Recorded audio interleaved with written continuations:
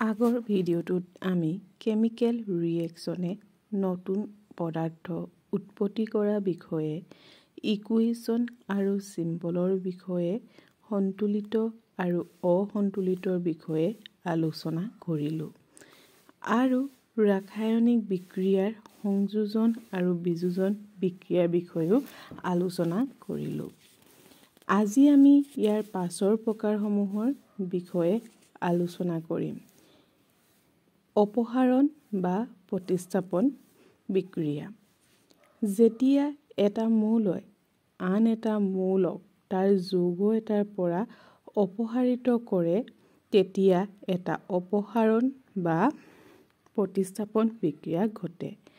সহজ অৰ্থত ক'বলৈ গ'লে, অপসাৰণ বা প্ৰতিস্থাপন বিক্ৰিয়াত এটা ষ্ট্ৰংগাৰ এলিমেণ্ট আন উইকাৰ এলিমেণ্টক তাৰ কম্পাউণ্ডৰ পৰা ঠেলি বাহিৰ কৰি দিয়ে।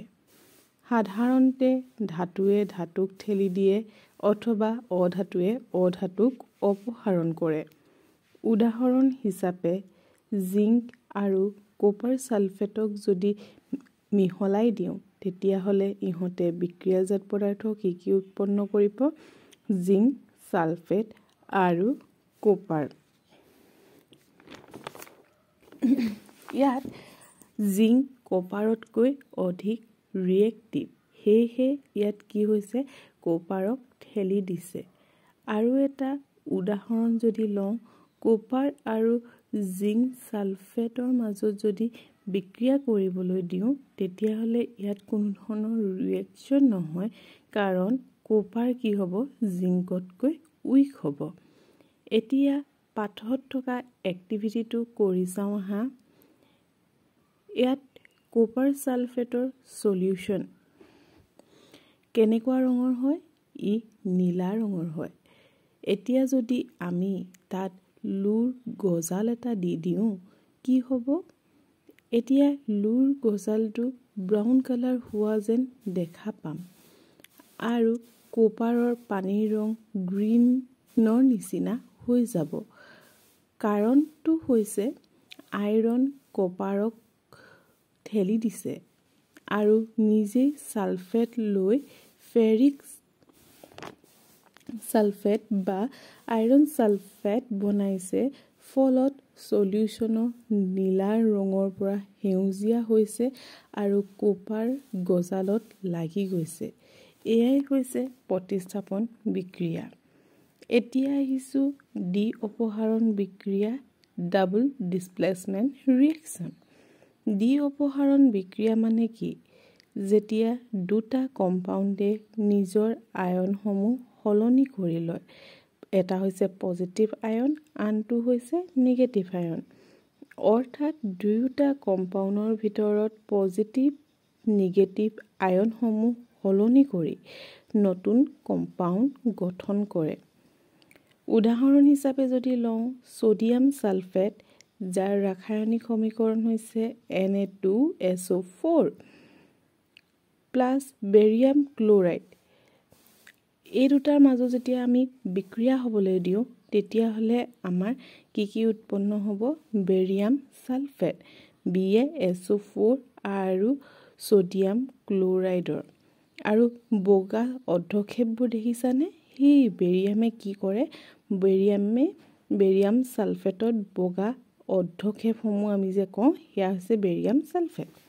এতিয়া আহিছোঁ জাৰণ বিজাৰণ বিক্ৰিয়া। জাৰণ মানে কি? অক্সিজেন যোগ হোৱা বা হাইড্ৰজেন আঁতৰি যোৱা বা এটা হৈছে ইলেক্ট্ৰন হৰোৱা। উদাহৰণ হিচাপে যদি আমি জিংক লওঁ, জিংকৰ কি হ'ব? দুটা ইলেক্ট্ৰন ই এৰি দিব। অৰ্থাৎ জিংকে সদায় দুটা ইলেক্ট্ৰন হেৰুৱাবলৈ বিচাৰিব। তাক আমি কি বুলি ক'ম? অক্সিডেশ্যন বুলি ক'ম। ই কাৰণ সন্তুলিত হ'ব বিচাৰিব ন? এতিয়া বিজাৰণ মানে কি?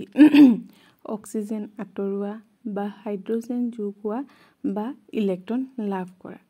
অৰ্থাৎ যেতিয়া এটা ৰিয়েকশ্যনত অক্সিডেশ্যন আৰু ৰিডাকশ্যন একেলগে হয়, অৰ্থাৎ জাৰণ আৰু বিজাৰণ একেলগে হয়, তাক আমি কওঁ জাৰণ আৰু বিজাৰণ বিক্ৰিয়া বা ৰেডক্স বিক্ৰিয়া।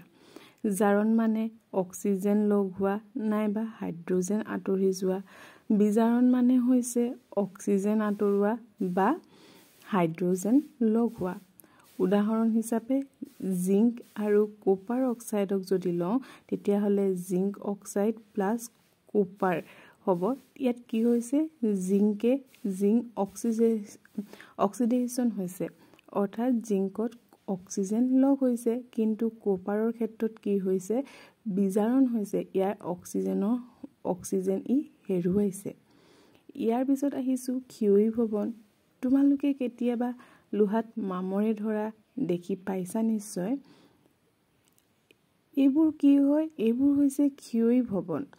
ধাতুত বায়ু, পানী বা আৰ্দ্ৰতাই লাহে লাহে প্ৰতিক্ৰিয়া কৰি নষ্ট কৰি দিয়ে।